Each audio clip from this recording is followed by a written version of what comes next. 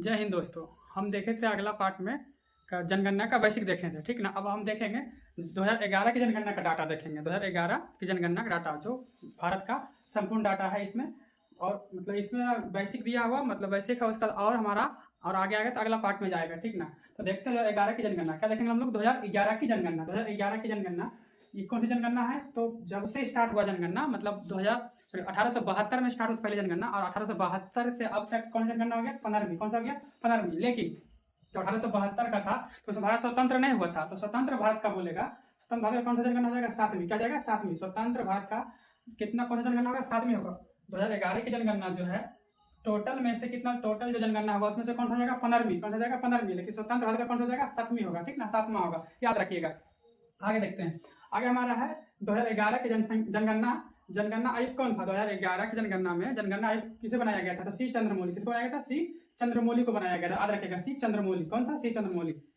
हाँ, जो 1881 में हुआ था WC बुलेटिन था, ठीक ना। 2011 में कौन है, तो सी चंद्रमौली, इसको याद रखिएगा। आगे देखते हैं। अब यहाँ पे जो 2011 की जनगणना का शुभ आरंभ कब गया था, शुभ आरंभ कब किया गया था? शुभ आरंभ किया गया था अप्रैल 2010 में। कब किया गया था, अप्रैल 2010 में किया गया था। आप लोग का पता है कि भारत का प्रथम नागरिक कौन होता है, तो राष्ट्रपति। कौन होता है, राष्ट्रपति होता है। तो जनगणना का स्टार्ट राष्ट्रपति से ही होता है। कहाँ से, राष्ट्रपति से होता है। तो अप्रैल 2010 में देश का प्रथम नागरिक राष्ट्रपति, जो उसमें राष्ट्रपति कौन था 2010 में, कौन था, प्रतिभा सिंह पाटिल। कौन था, प्रतिभा सिंह पाटिल। तो प्रतिभा सिंह पाटिल के द्वारा जनगणना का फॉर्म भरा करके शुभ आरंभ किया गया था, ठीक। सबसे पहले उन्हीं का जनगणना किया गया था। जनगणना का जो प्रक्रिया था, फॉर्म भर करके नाम, पता और चीज पूछना, मतलब 16 सवाल पूछा जाता था ऐसे करके। 16 सवाल नहीं, 29 सवाल पूछा गया था ऐसे करके, ठीक ना। तो शुभारंभ किससे हुआ था, तो राष्ट्रपति किससे हुआ, राष्ट्रपति से हुआ। राष्ट्रपति कौन था उसमें, प्रतिभा सिंह पाटिल। कौन था, प्रतिभा सिंह पाटिल था। कब, 2011 की जनगणना का शुभारंभ किया गया था, याद रखिएगा इसको, ठीक। आगे देखते हैं। अगला हमारा है 2011 की जनगणना है, ठीक ना। 16 भाषा में किया गया। कितना भाषा में किया गया, 16 भाषा में किया गया था। देखिए, भारत में कई तरह की भाषा बोला जाता है। भारत का संविधान में भी 22 भाषा, कितना भाषा, 22 भाषा। तो 22 भाषाओं में से 16 भाषा में जनगणना किया गया। कितना भाषा में किया गया, 16 भाषा में किया गया। लेकिन 2021 का जब जनगणना होगा, 2021 का जब डाटा आएगा, तो उसमें कितनी भाषा रहेगा, तो 18। कितना रहेगा, 18। 22 में से 18 भाषा का मतलब आंकड़ा दिया जाएगा। अब 2011 में कितना था, 16। इसको याद रखिएगा, ठीक ना। अभी 21 का तो डाटा आया नहीं है, अब देखिए कब तक आता है, तो उसको पढ़ेंगे। तब तक हम लोग 2011 की देखते हैं। क्वेश्चन में 2011 की पूछा जाता है, ठीक। तो 2011 में कितना भाषा है, तो 16 भाषा। 2021 में कितना होगा, 18 भाषा होगा, ठीक। आगे देखते हैं। आगे आगे आगे हमारा 2011 की जनगणना, 2011 की जनगणना का स्लोगन या वाक्य क्या था, स्लोगन या वाक्य क्या था? तो इसका वाक्य था, हमारा जनगणना, सॉरी, हमारी जनगणना हमारी भविष्य। क्या था, हमारी जनगणना हमारा भविष्य। क्या था, हमारी जनगणना हमारा भविष्य। अब इसका शुभांकर कौन था, तो प्रांगण शिक्षिका। कौन था, प्रांगण शिक्षिका। तो इसका याद रखिएगा, इसका स्लोगन हमारा हो जाएगा, हमारी जनगणना हमारा भविष्य। इसका शुभांकर कौन था, प्रांगण शिक्षिका। इसको याद रखिएगा। उसके बाद देखिए, उसके बाद क्या है कि, ठीक ना, एक मरते पहली बार, मतलब पहली बार सामाजिक, आर्थिक और जाति जनगणना, ठीक ना। सामाजिक, आर्थिक और जाति जनगणना वर्ष 1931 में किया गया था। कब किया गया, 1931 में। उसके बाद पहली बार 2011 में किया गया। क्यों किया गया, इसके बाद तो पहली बार होगा ना, 1931 के बाद जब होगा तो पहली बार माना जाएगा। तो कब होगा, 1911 में आयोजित किया गया था। मतलब कह सकते हैं कि सामाजिक, आर्थिक और जाति जनगणना 1931 के बाद कब हुआ, 2011। कब हुआ, 2011 में हुआ था, ठीक है, इसको रखिएगा। 1931 के बाद 2011 में हुआ था कौन जनगणना, सामाजिक, आर्थिक और जाति, मतलब एक साथ जाति सामाजिक नहीं होता था, 1931 में हुआ था। इसको रखिएगा, ठीक ना। उसके बाद हमारा है 2011 की जनगणना देश में, मतलब 2011 की जनगणना जो है संरक्षण किया गया भारत में, पूरे भारत को संरक्षण किया गया। तो उसमें कितने गांव को शामिल किया गया, कितने जिला को शामिल किया गया, कितने नगर को शामिल किया गया, कितने राज्य और कितने संघ राज्य को शामिल किया गया, इसको देखते हैं, ठीक ना। तो अगला क्या है, अगला वही है कि 2011 की जनगणना जो था उसमें 35 राज्य और संघ राज्य था। 35 राज्य और संघ राज्य, 35 राज्य स्टेट हो गया और संघ राज्य हो गया यूनियन टेरिटरी, मतलब केंद्र शासित प्रदेश। क्या हो गया, तो दोनों मिलाकर कितना था, 35। कितना था, 35 था, ठीक ना। और उसके बाद कुल 640 जिला। कितना, 640 जिला था। कितना जिला, 640 जिला था। नगर कितना था, 7,935। कितना, 7,935, 7,935। और जिला कितना था, तो 640। इसको याद रखिएगा कि भारत 2011 की जनगणना के अनुसार भारत में कितने जिला का संरक्षण किया गया था, तो 640। और कितने नगर का संरक्षण किया गया था, 7,935 किया गया था। उसके बाद बोलेगा गांव कितना शामिल किया गया था, गांव किया गया था 6.41 लाख। कितना, 6.41, मतलब 6.41 लाख गांव। कितना, 6.41 लाख गांव को शामिल किया गया। मतलब इतना का संरक्षण करके डाटा हम लोग को मतलब दिया गया, जिसका 2011 की जनगणना में संरक्षण हुआ था, ठीक ना। आगे देखते हैं। अगला हमारा है 2011 की जनगणना में असम राज्य में, ठीक ना, असम में एक आवंत क्षेत्र, कौन सा क्षेत्र है? आवंत, ठीक ना। आवंत क्षेत्र में जनगणना नहीं हो पाया था। क्या होता? जनगणना नहीं हो पाया था। कहाँ? असम का आवंत क्षेत्र में तो नहीं हो सका था। इसके लिए क्या किया गया? इसके लिए क्या किया गया था? 1918 ईस्वी, माफ कीजिएगा 1981 ईस्वी का, ठीक ना, 1981 ईस्वी का जो डाटा था उसका अंतर्वेशन संशोधित करके ग्रहण कर लिया गया था। क्या कर लिया गया था? अंतर। तो क्वेश्चन पूछता है कि किस जगह का डाटा को अंतर्वेशन संशोधित किया गया था? तो असम का आवंत क्षेत्र का। कौन सा? असम का आवंत क्षेत्र का, जो वहां पे जनगणना 2011 में ना हो पाया था। तो 1981 डाटा को अंतर्वेशन संशोधित करके क्या ग्रहण कर लिया गया था? 2011 की जनगणना में कर लिया गया। इसको याद रखिएगा, ठीक ना। आगे देखिए, आगे हमारा क्या है? आगे 2011 की जनगणना में कुल कितना सवाल पूछा गया था? ये सवाल होता क्या? जैसे हम आपके मान लीजिए कि किसी को हम जनगणना करने जाते हैं तो आप ही कोई जाएंगे तो वहां पूछेंगे ना कि आप किस कैटेगरी में है, किस कास्ट में आते हैं, आपका इनकम क्या है, आपका सैलरी क्या है, ये सब पूछे जाते हैं। उसी को हम लोग सवाल कहते हैं। तो टोटल जनगणना के लिए कितने सवाल तैयार किया गया था? 29 सवाल। कितना सवाल था? 29 सवाल पूछे गए थे। कब? 2011 की जनगणना में। इसको याद रखिएगा, 29 सवाल। और भाषा पूछेगा तो 16 भाषा। कितना भाषा? 16 भाषा। अब सवाल है तो 29 सवाल पूछे गए। जबकि जब स्वतंत्र भारत में जब पहली जनगणना हुआ था स्वतंत्र भारत का, तो उस समय कितना सवाल पूछा गया था? 14 सवाल। कितना पूछा गया था? 14। अभी कितना पूछा गया है? 29। 15 सवाल का बढ़ोतरी हुआ। कितना सवाल का बढ़ोतरी हो गया? 15 सवाल का हुआ। कब? स्वतंत्रता से लेकर के अब तक में कितना सवाल का बढ़ोतरी हुआ? 15 सवाल का। याद रखिएगा, उस समय 14 था, उस समय कितना था? 14। और अभी कितना हो गया? 29। तो कितना सवाल का बढ़ा? 15 सवाल बढ़ गया, ठीक ना। इसको याद रखिएगा। देखिए 2011 की जनगणना जो है, 2011 की जनगणना 2 चरणों में संपन्न किया गया था। कितने चरणों में? 2 चरणों में। पहला चरण कब से कब तक था? तो पहला चरण था अप्रैल से सितंबर तक। कब तक था? अप्रैल से सितंबर 2010। याद रखिएगा, अप्रैल टू सितंबर, अप्रैल से सितंबर 2010 तक। और दूसरा चरण था 9 से 18 फरवरी। क्या था? 9 से 18 फरवरी 2011 था। क्या था? 9 फरवरी से 18 फरवरी तक 2011। इसको याद रखिएगा।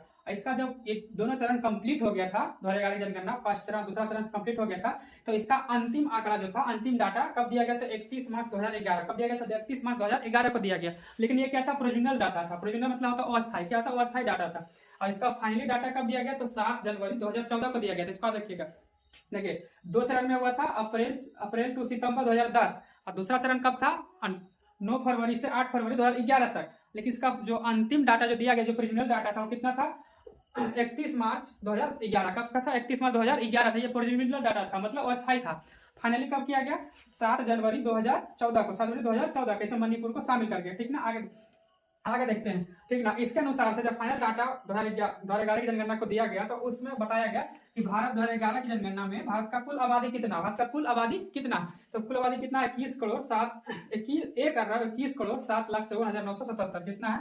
1,21,07,54,977 लोग था, जो America, Indonesia, Brazil, Pakistan, Bangladesh, Japan, इस सारे देश को मिला देने के बाद, सम्मिलित करने के बाद हमारा देश का जनसंख्या के बराबर होता था। सोचिए इतना देश हमारा समा जाएगा हमारा देश की जनसंख्या में। इतना हमारे देश की जनसंख्या आबादी है। अभी तो और बढ़ गया। अगर 2011 का डाटा है, 2000 अगर हम 25-26 का लेंगे तो और डाटा हो जाएगा। अभी लगभग 146 करोड़ हो गया। यहाँ पे 121 करोड़ मान लीजिए, अभी 146 करोड़, मतलब जनसंख्या विस्फोट हो गया हमारे देश में। सोचिए, तो इतना देश उस समय 2011 के जनसंख्या में, इतना देश को शामिल करने के बाद जनसंख्या हमारे देश के बराबर आता था। इतना जनसंख्या है, ठीक ना। तो इसको देखते हैं कितना है। 2011 की जनसंख्या के अनुसार भारत की जनसंख्या कितना है?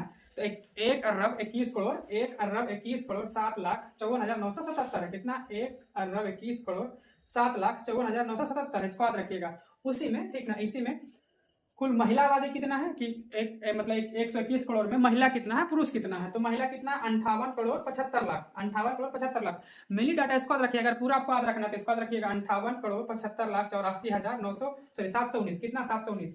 58,75,84,719 है। ये पूरा डाटा है, ठीक। इसको याद रखिएगा। नहीं तो एक मेनली जो एग्जाम के व्यू से पूछा जाता है, इस यहाँ पूछेगा 58,75,00,000। क्या पूछेगा? 58,75,00,000।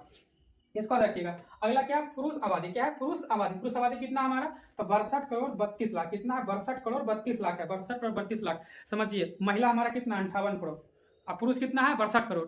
अब पुरुष में महिला को घटा लीजिए, जो पुरुष बचता है, सोचिए क्या बनेगा? बाबा बनेगा। क्या बन जाएगा? बाबा, ठीक ना। इसी कारण हमारे देश का लिंगानुपात कितना? 943 है प्रति 1000 पुरुष पर। देखिए मतलब कितना गैप आ रहा है? 4 करोड़ का गैप आ रहा है। 4 करोड़ पुरुष क्या है? ऐसी रहेगा बिना शादी का। देखते हैं आगे। अगला देखते हैं। अगला हमारा क्या है? अगर पूरा डाटा देखिएगा पुरुष आबादी का, तो हो जाएगा 62,32,70,258। कितना है? 62,32,70,258। इसको याद रखिएगा। अगला देखिए, जब 2011 की जनसंख्या को कंप्लीट किया गया, पूर्ण किया गया, तो उस समय, ठीक ना, उसमें भारत मतलब उसमें कौन सा, कहाँ का, किस स्थान का आबादी सबसे अधिक हुआ, किसका कम हुआ? तो एक जगह है मुंबई के निकट, कौन सा है, थाने, कौन सा है, थाने जिला, कौन सा, थाने। थाने में सर्वाधिक आबादी वाला जिला बना, क्या बना, सबसे अधिक सर्वाधिक जिला।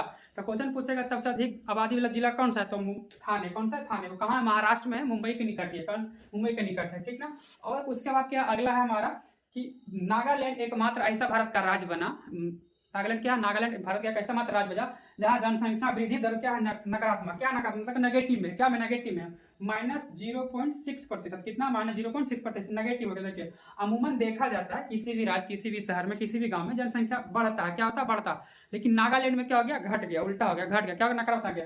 इसमें इसका बहुत सारा कारण हो सकता है, एक जगह से स्थान दूसरे जगह जा सकता है, वहां पे प्रवास हो गया होगा, इस तरह से होता है। तो नागालैंड का क्या हो गया, नकारात्मक। कैसा नकारात्मक, क्वेश्चन पूछेगा कि भारत का कौन सा राज्य है जिसका जनसंख्या वृद्धि नकारात्मक रहा, तो नागालैंड क्या हो जाएगा, नागालैंड रहेगा, ठीक ना, इसको याद रखिएगा। तो भारत का कौन सा शहर है जिसका जनसंख्या वृद्धि क्या है, नकारात्मक, तो नागालैंड, ठीक है, इसको याद रखिएगा। देखिए नागालैंड में एक जगह है जो इसको बोलते हैं, ठीक ना, लोंगलंग, इसका देखिए लोंगलंग जो है जिला है, उसमें -58.39%, कितना, 58.39% कमी है। नागालैंड में ऑल ओवर कितना है, 0.6 है, कितना, 0.6 है। लेकिन एक नागालैंड में है, लोंगलंग है, उसमें कितना, 58.39, कितना, 58.39 कमी है, इसको याद रखिएगा, सर्वाधिक कमी यहाँ पे। देखिए उसके बाद अगर एक चीज एक से और गौर कीजिएगा, पिछले के दशक में, मतलब पिछले के दशक में 2001 से 2011 का, मतलब एक से नहीं, पिछले दशक में कह सकते हैं 1991 से 1901 के दशक, 2001 के दशक में नागालैंड का सर्वाधिक वृद्धि था, क्या था, नागालैंड सर्वाधिक वृद्धि था। लेकिन तो इस दशक में 2011 के दशक में सबसे कमी हो गया, नकारात्मक हो गया। और पिछले दशक में क्या था, इसका सर्वाधिक था, क्या था, सर्वाधिक था। तो ये था हमारा 2011 की जनगणना का कुछ बेसिक। और उसके बाद डाटा देखेंगे, डाटा अभी मतलब और देखना है कि डाटा साक्षरता दर सबसे अधिक कहाँ है, जनसंख्या का सबसे ज्यादा कहाँ है, उसके बाद जनसंख्या वृद्धि सबसे ज्यादा कहाँ हुआ, किस राज्य में हुआ, किस जिला में हुआ, इस सबको देखना। अभी हमारा क्या था, ये बेसिक था, मतलब कहाँ से क्या किया गया, इस तरह से आप इसको देखें, ठीक ना, कितने भाषा में इसको आयोजित किया गया था, कितने सवाल पूछा गया था, मतलब कब आरंभ किया गया था, राष्ट्रपति प्रतिभा सिंह पटेल द्वारा फॉर्म भर के आरंभ किया गया था, इसमें कितने सवाल हो गया, उसके बाद कितने चरण में किया गया, तो 2 चरण में किया गया। तो चलो क्या फाइनल डाटा कब दिया गया, 7 जनवरी 1914 को दिया गया। ये सब देख लिए, ठीक ना। अब देखेंगे हम सब अगला पार्ट में कि 2011 की जनगणना के अनुसार हमारा किस राज्य में, किस जिला में लिंगानुपात कहाँ कितना है, उसके बाद जनसंख्या का कितना है, उसके बाद साक्षरता दर कितना, ये सब सारा देखेंगे, ये सब मतलब डाटा देखेंगे, ठीक ना। ये सब क्या था, फैक्ट हो गया था, अब हम लोग डाटा देखेंगे, ठीक है। तो यहाँ तक देखने के लिए धन्यवाद। अगला वीडियो में हम लोग क्या देखेंगे, डाटा।